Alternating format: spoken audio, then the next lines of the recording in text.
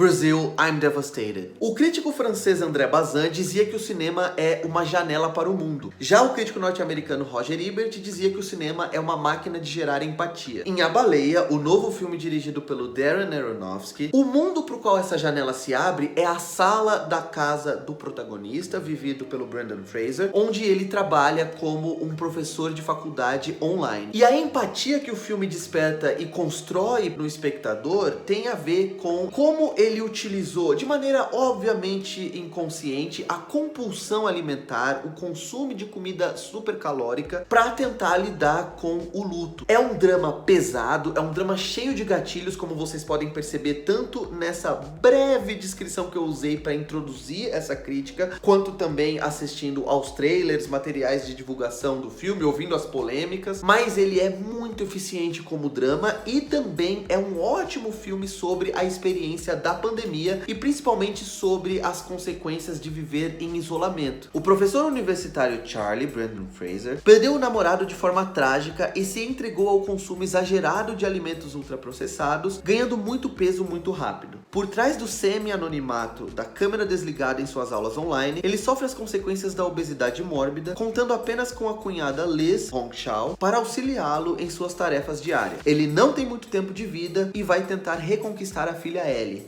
Sadie Sink. Se muita gente considera que um filme que te dá acesso a uma realidade diferente e mostra essa realidade de uma maneira mais nua e crua, está usando essa realidade para satisfazer fetiches, eu vejo de uma outra maneira. Eu não acho que o filme está explorando temas sérios por ser apenas voyeurístico ou por ser um caça-níqueis, até porque esse é um filme bastante independente que não tem pretensões comerciais tão altas. Eu acredito muito mais que retratar uma realidade diferente da nossa, mas que tem uma origem, que tem intersecções, que são universais e que falam sobre a espécie humana, que falam sobre nós nesse mundo, eu acredito que isso é uma maneira de criar reflexões e também de proporcionar conversas honestas de você consigo mesmo e também de você com as pessoas com as quais você assistir ao filme. Eu acho que é um exercício de humanidade que o filme oferece, não só esse filme, mas inclusive ele, que vale muito a pena. Ah, mas o filme é desconfortável. Ele é desconfortável porque ele quer ser justamente para nos colocar no lugar daquele homem, para nos fazer pensar no lugar dele e também das pessoas que estão ao redor dele, e eu acho que esse filme faz isso de uma maneira excelente. Quando eu falo que o filme causa uma sensação de lembrança da experiência da pandemia, principalmente nos primeiros meses, aquela coisa do isolamento, é porque não só o filme utiliza essa estética do zoom, das telas, das multitelas de alunos ou de funcionários de uma empresa, trabalhando, estudando, ensinando num ambiente 100% virtual, de uma maneira bastante inteligente, mas também porque o filme se passa, e essa é uma decisão muito importante na minha opinião, inteiramente na casa do protagonista, principalmente naquela sala onde ele passa praticamente toda a vida. Os personagens vêm e voltam, mas ele permanece fixo ali, e o filme utiliza a movimentação dos personagens e também a maneira com que aquele lugar começa a ficar opressivo com o tempo. A gente cansa daquele visual, a gente cansa daquela estética, da mesma maneira que ficar olhando as paredes brancas do nosso quarto por meses e meses e meses começou a mexer com a cabeça de muita gente durante 2020 e 2021. Gosto também da decisão do Aronofsky de filmar com uma razão de aspecto, com um formato de tela mais quadrado. Não chega a ser quadrado, é o clássico 1,33 por 1 ou 4 por 3, que era o formato da academia lá antes da invenção do CinemaScope, no começo do século 20. Não só porque esse formato de tela, que é um formato mais limitado, faz com que essa sensação de claustrofobia, de prisão, seja muito mais sentida pelo espectador de uma maneira subconsciente, muitas vezes, mas também porque quando o filme está focando o protagonista, quando os planos são um pouco mais aproximados, não precisa ser os closes, mas quando a câmera foca o corpo inteiro do protagonista, ele preenche o quadro praticamente inteiro, e isso não só ressalta o tamanho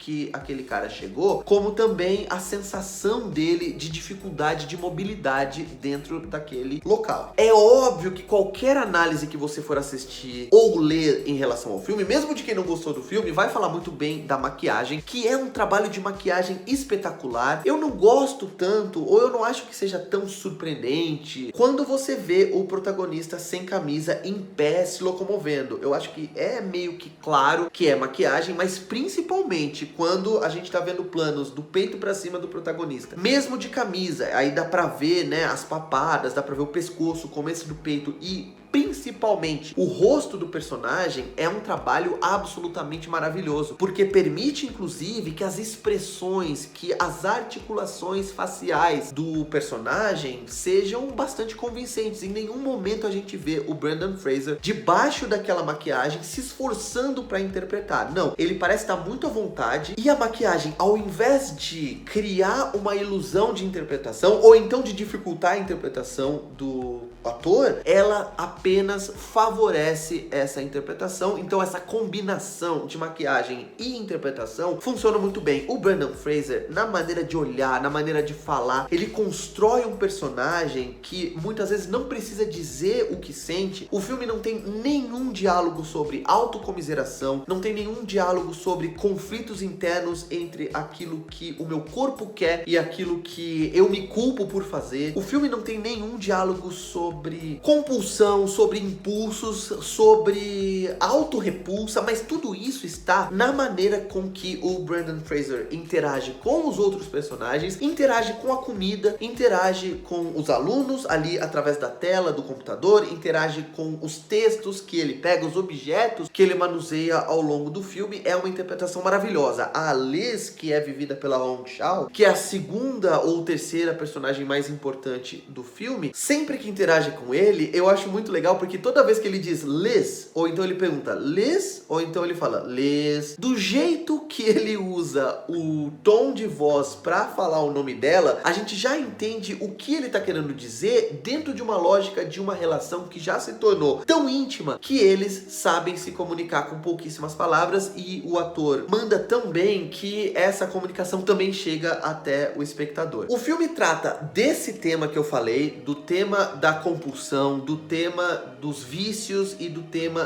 do luto, de como a gente usa muitas vezes os vícios para escamotear outras faltas que existem dentro da gente e que não são possíveis de serem preenchidas. Mas ele também discute outros temas paralelos. É óbvio que tem a questão da culpa com a filha, tem também questões envolvendo religião. Eu gosto muito da maneira com que ele discute religião em termos muitas vezes, obviamente, que tem orais, discussões, diálogos, monólogos, mas também de algumas sutilezas, como por exemplo a utilização da redação que a filha dele escreveu quando era pequena e do poder de cura que esse texto tem e que muitas vezes textos religiosos não vão ter. Então, por mais que as pessoas se levantem diante dele e comecem ali a pregar, a jogar versículos da Bíblia, a jogar um monte de coisa em cima dele, o que realmente tem o poder de cura é aquele texto, porque envolve muito amor. E por falar em amor, gosto também da maneira com que o filme discute a castração